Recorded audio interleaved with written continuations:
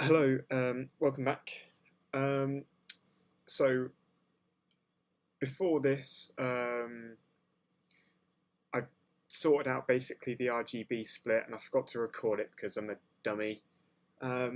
So they're done. I'll take you through those now. So um, basically, the way in which I went through this was by taking the original shot from creating the full footage, took the shot composition, dragged that into a new comp, and then called that the RGB shot one, just to signify that there's a difference. So if we're going on to number three, oh my god, if you're going on to number three,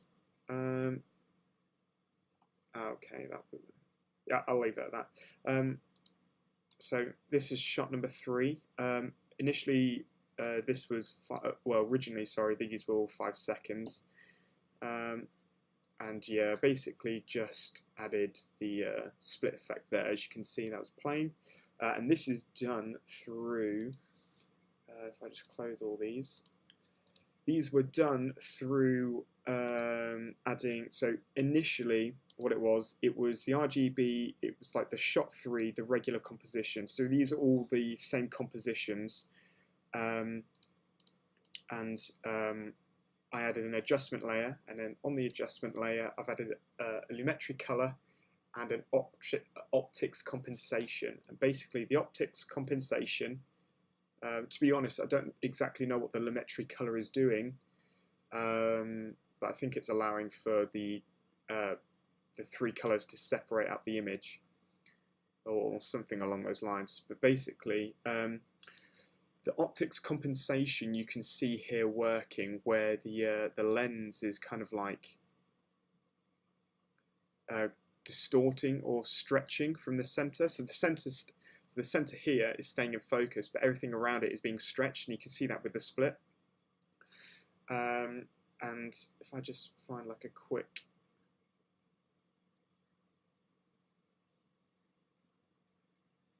Yeah, so there you go. You can really see it there. But that's what this layer's got. It's just those two adjustments, and then I added the same optics compensation to this layer.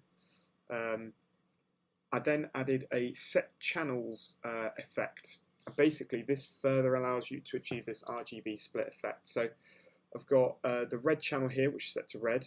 I've turned the green channel off and the blue channel off. So basically, this is allowing me to filter out all the different colors. So after adding them two, I then duplicate the layer 3 times, or until there's 3 of them, label them red, green, and blue, and basically you can just see that the red layer has all the colors turned off bar red, green also has them all turned off bar green, and then the same for blue. And then if I take you into what I've keyframed, so the adjustment layer overall kind of is doing stuff. It's basically stretching the whole thing, so you can see it there that it's keyframed at the very end to be at 50. I set the red channel to be at 50 as well, so you can see that here. So that's stretching at the same rate as the regular color version. The green is stretching by 40%, and then the blue by 30, and that has kind of given it this green red blue green red effect. And although really this should be the other way, because it's RGB, it should be red, green, and blue. Because if I did change this around, let me just do that quickly so you can see. By doing that, it adds a lot of red into the center, and to be completely honest, I think that this way round looks a lot nicer, because you've got a lot of red centered in the middle, and then you've got a band of blue, and then it kind of goes into the rainbow effect, and I really like it. And ultimately, it's so quick, you can hardly, all you get to see is like some flashes of color. It's so quick, you don't have a lot of time to analyze it. I did debate around playing with something like this, with you got the red and the cyan, or well, it's the red and like a greeny blue color. But again, it just added too much red to the scene, and I didn't particularly like it. you know, this is real nitpicky stuff, but when you look at it like this in slow-mo or frame by frame, you get a chance to really put a lot of detail into it, whereas when it's playing along, in reality, that is a split second this distance, you hardly notice it. But this is basically where I'm up to with all these, and I've done this the same for all of these other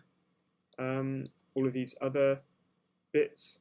The only difference is, so shot 3 ends going from normal to staying split, so the colour stays split. That allows me to fade into the next shot where this has stayed open and then merges back together. So it adds like a kind of like warping effect, and whenever it plays in full, it's quite nice. And then here to mix it up, I reference back to the Star Trek scene, which I referenced on my blog. It's where the red matter explosion scene, and whenever these little tiny spheres are examined in close-up, the inverted colour sequence happens really quickly, and it happens very often as well. And having initially this gap from here to here was just empty, and this was all staying the same, and it just looked a bit boring, and it looked also a bit weird having it all split out the end. So filling it up basically allowed it to be a bit more diverse and a bit more visually interesting. And again, I've played around with the positionings of each of the keyframes. So you can see there that the red is starting to pop out earlier compared to everything else. And then we get into it, and bow just and like distorting, and then boom into the next shot.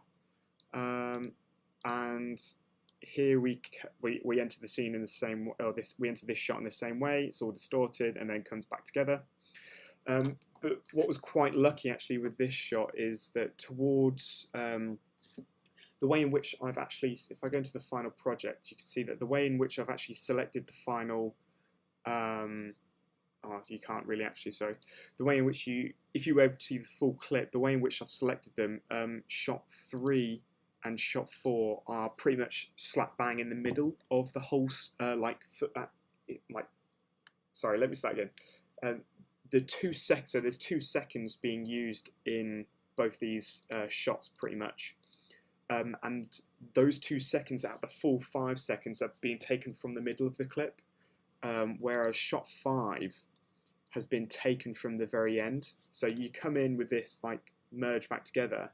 If I just play it, it starts to slow down, and whenever this is played all together, it adds a really interesting dynamics. It's all very fast now, and then when it gets to this thing, it starts to slow down. And although this isn't very quick,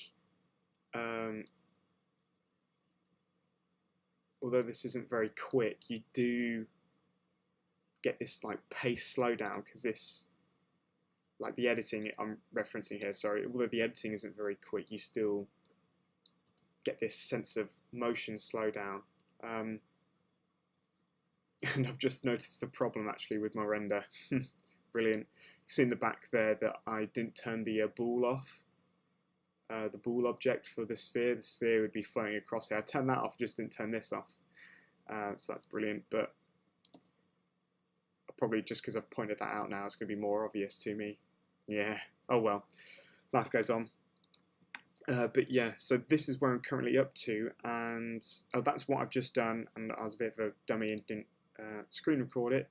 However, I'm now on to this final section of camera tracking the cube.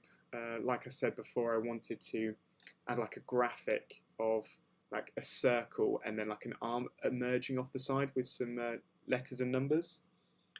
And what I've just done is I've just done a 3D camera track, which I hope it is correct. I've done a 3D camera track, and just before I was going to select these points here. That's no, okay, that looks fairly alright-ish, maybe. Let's get rid of that and try that one. Yeah, that's better. So I'm going to put that right at the top because I want there's an object. There's not an object. There's a color, like a kind of blue. So you see how you've got this this blue here. I'm trying to pick a point where there's no anchors.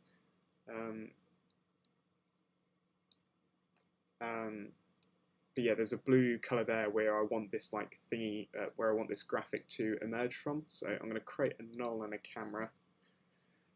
And then basically this should stick to it now. Oh, actually, what I should have done is I should have, let me select them again. Okay, that's good. So I'm not selecting all the same points again. Hey ho. I'm going to create a null, solid.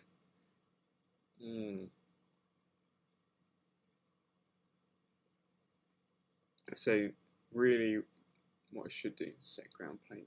Okay, no, I don't want to do that. I don't want to set a ground plane. Because that's not my ground. I'm in space. Create a null and a camera. Okay. Okay, there we go. So, right, scrap that. I'm going back, sorry. So just to make sure that this is sticking properly, what I'm going to do is I'm going to add a solid and a camera. So I'm going to go to the solid. I'm going to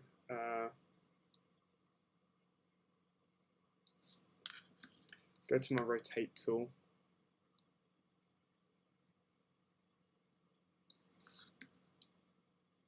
Which is there. No, not that way. I want to.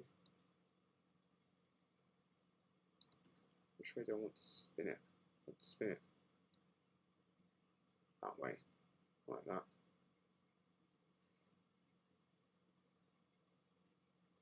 Create that flat. And I shall size that down. Okay, I'm not. Let's go into here, let's go scale.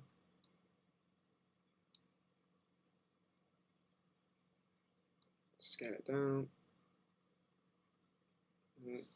P for position.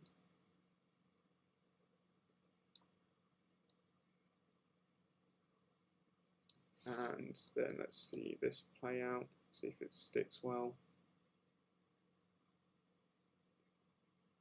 I probably shouldn't have it on 4, put it on half.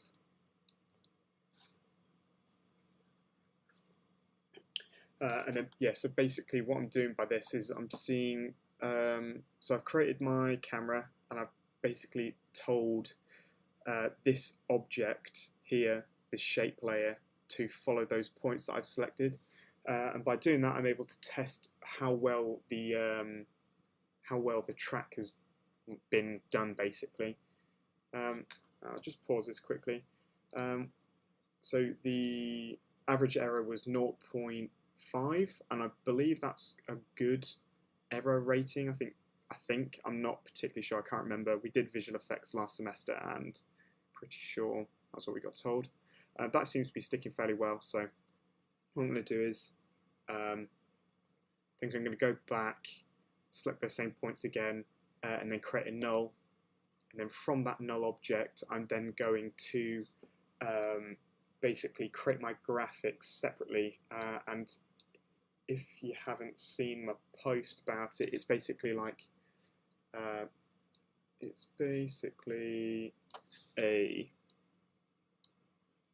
like a sphere with a arm coming off it.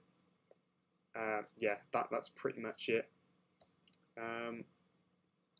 Yeah, it's basically a circle with an arm coming off it, and that's basically going to give some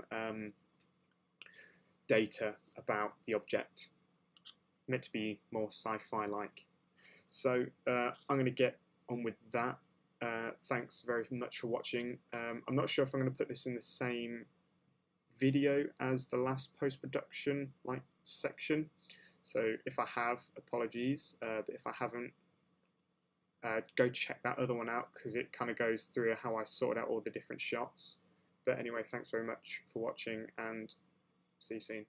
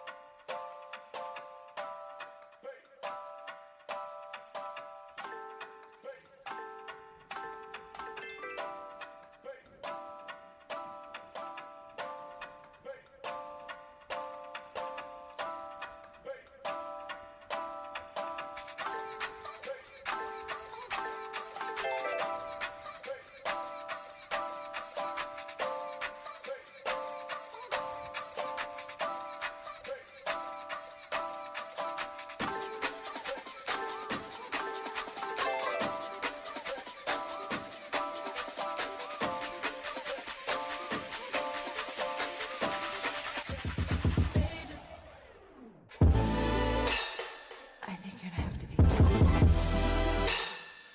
Or you're gonna have to go very slow.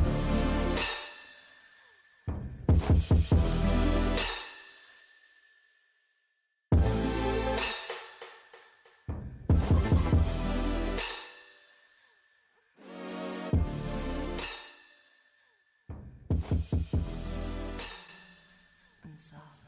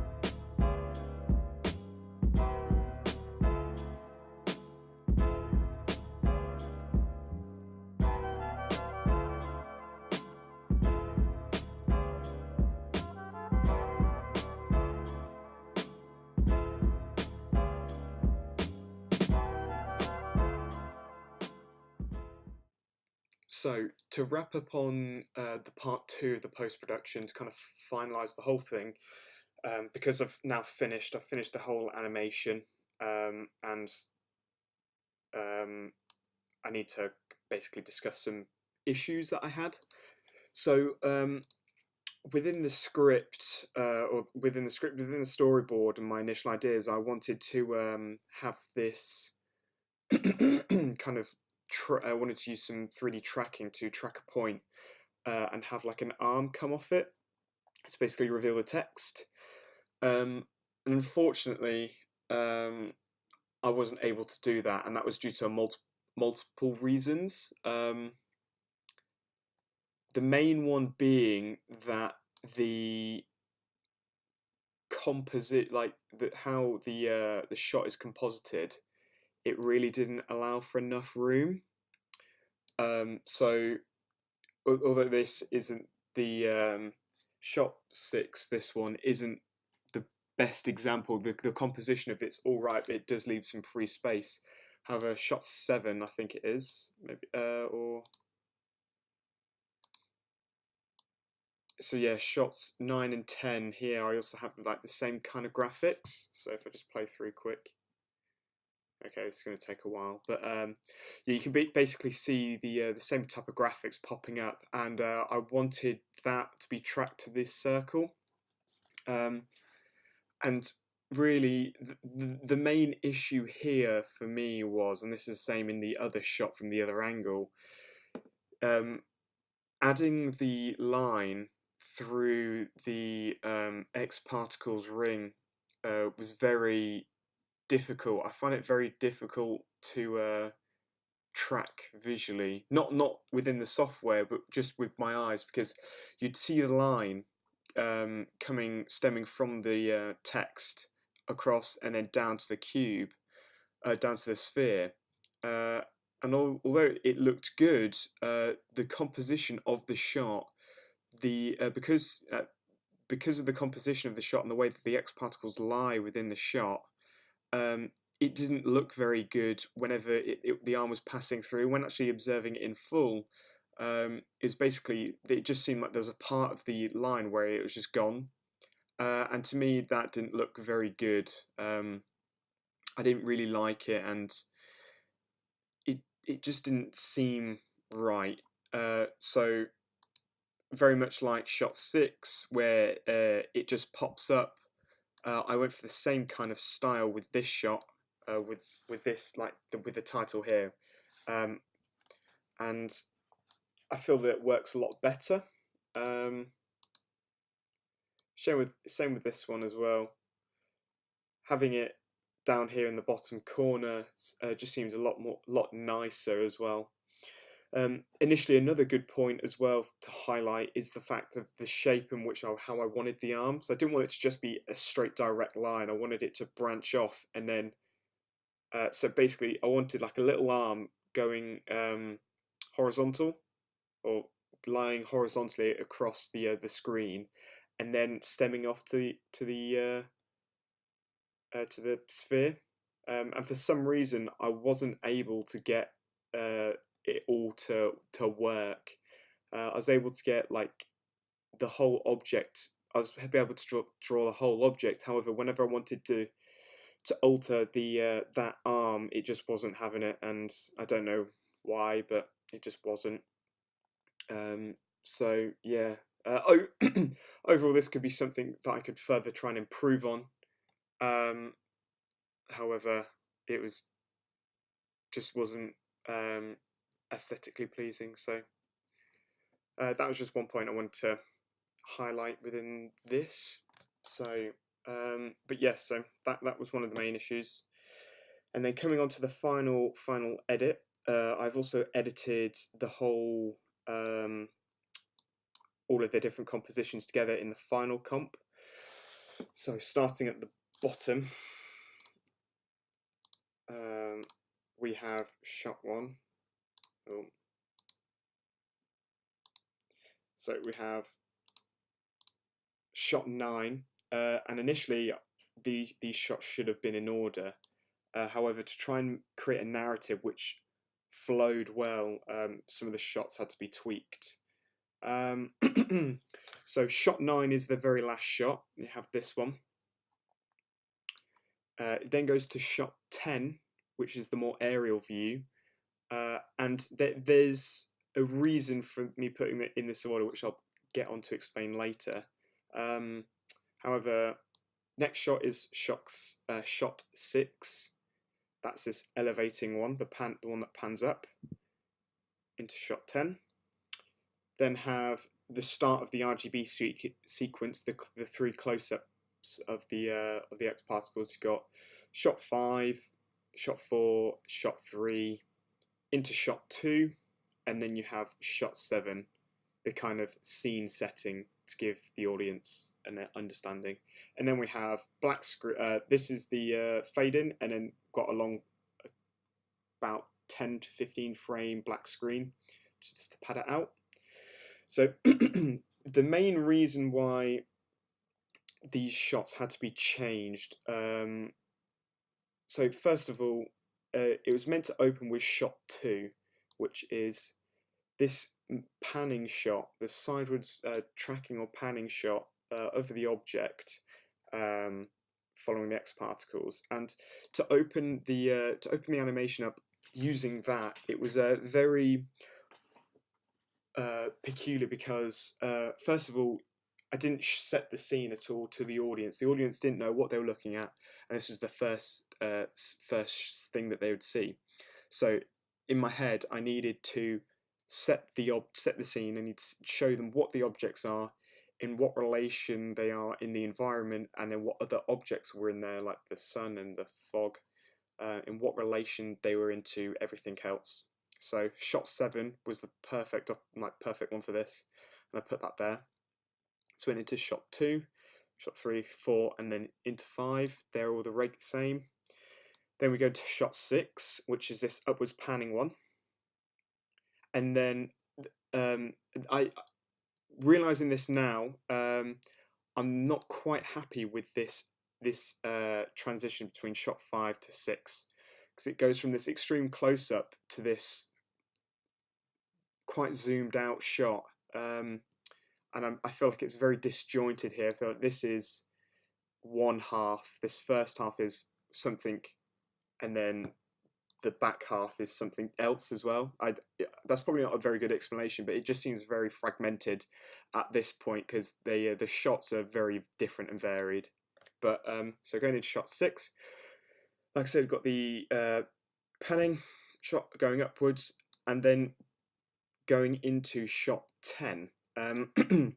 So obviously I used shot 7 before, so the next shot that should have been used was shot 8, and shot 8 wasn't very good, and that's why I didn't use it. It didn't tie in very well because of the angle at which it was turning. The rest of these last shots they're very regimented, and they're very conventional shot types. Shot 8 was basically using a Dutch angle, and it was very weird, and it didn't tie in. But the main reason why I went from shot 6 to 10 is because of the aerial perspective, or the angle of the camera.